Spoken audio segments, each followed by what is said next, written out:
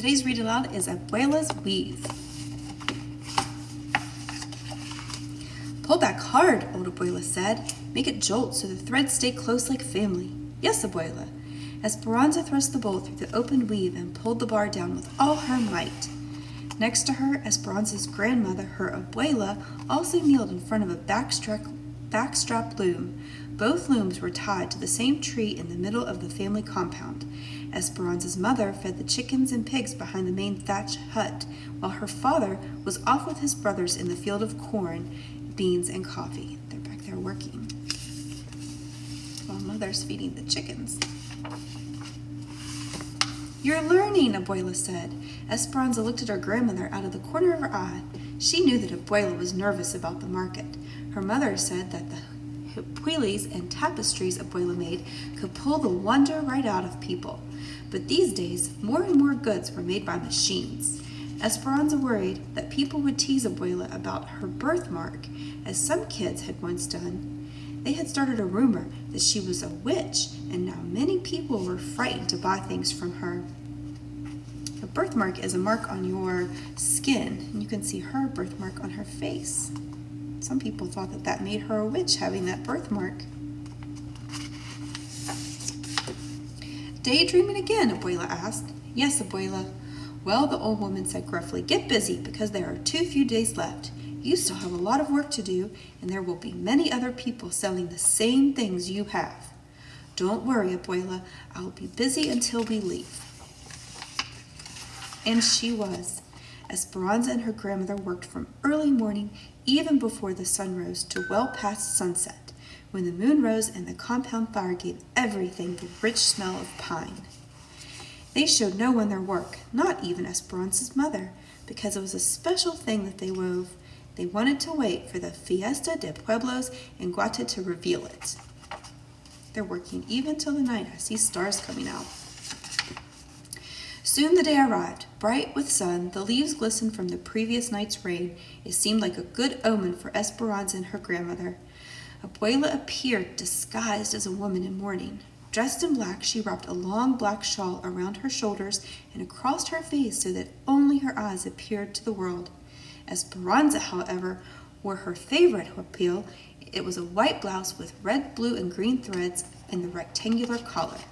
Under that, the colors bled into silver and blue, and hidden within the intricate designs of the blouse were tiny quetzals flying freely in the thread the way they once flew in the great forest of Guatemala.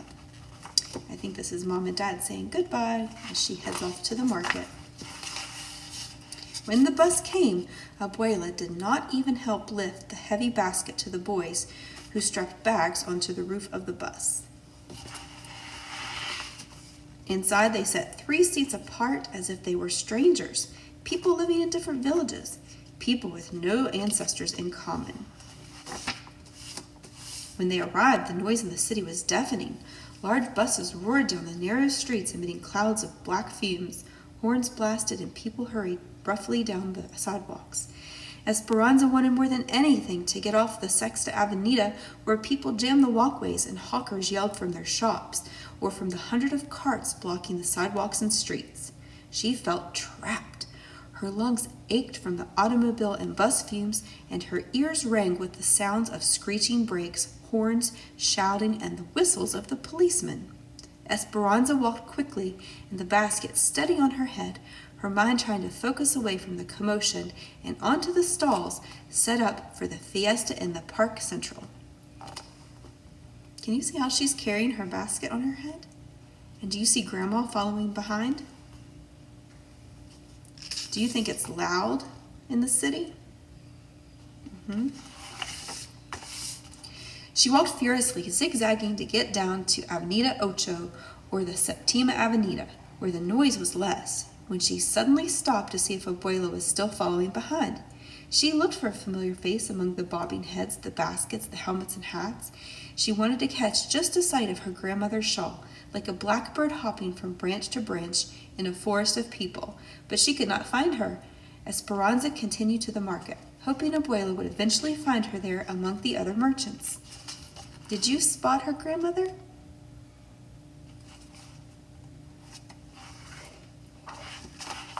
The stalls were already filled when Esperanza arrived. Old men and women nearby shooed her away or ignored her when she asked for help. They look very busy, but she needs somebody to help her. At last, all she could do was set her basket between the narrow slats of two stalls. On one side, a family from Antigua sold pottery, reproductions of Mayan crafts, and clothing loomed in one of the many factories. The woman on the other side sold long bolts of cloth, musical instruments, and decorative bags. The bags all had zippers machined in the capital and long handles of colorful plastic. Everything was beautiful, as Bronza thought. She thought that no one would buy anything from her. She and her grandmother would return to Santa Cruz with no money, the long hours wasted, and the family disappointed. Esperanza sadly took out her wares to hang them one by one on the long splinters in the slat wood on either side. She felt terribly alone. Even her poor Abuelita was nowhere to be seen. She's hanging up the things that she made. The people slowly noticed, and they pointed at the elaborate weaving. Tourists and Guatemalans alike drew closer to her tiny place and looked up with wonder at the beautiful work in front of them. The large tapestry blossomed with the images of Guatemala. Esperanza and Abuela had worked in intricate symbols of the country's history. Their heroines and heroes inspired the glorious Popol Vuh, the sacred book of the Maya. And in one corner, a beautiful Quetzal seemed to watch over it all from within a white cage. In Esperanza's hands, the tapestry colors shone as brightly as the sun over Guatemala's Lake Atitlan. People turned from the commercial stalls to stand before Esperanza's complex weaving. When she looked up, Esperanza saw Abuela with a smile across her birthmarked face, and it didn't take long for all of their work to be sold that day. The people were disappointed when all was gone, but Esperanza promised to return with new things the following month. Were they successful? Yes, they sold everything. Nothing was left. And on the way back to Santa Cruz, grandmother and granddaughter sat side by side. Esperanza's smooth and nimble fingers held tightly in Abuela's wrinkled old hands.